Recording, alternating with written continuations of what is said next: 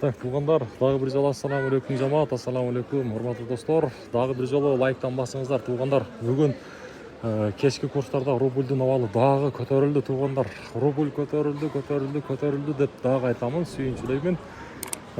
Ким лайкты баса элек достормен бөлүшүп коюңуздар. 14 май 2025 жыл кешки курстар туғандар. Рубльдің авалы караңыздарчы. Сатып алуу боюнча айтсак, рубль 1.076 тыйын, доллар 87.38, евро болсо 97.50 тыйын. Мынага 1.076 тыйын туғандар. Бул өтө бир жакшы кабар. Эртең менен 74 болгон. Мындай жаңылыкты группалар менен бөлүшүп туруш керек туғандар. Мына бөлүчүктөрдө дагы эле аксалмаштыруучу жерде да караңыздар. Рубльдин абалы 1.075 тыйын. Доллар 87.40 экен.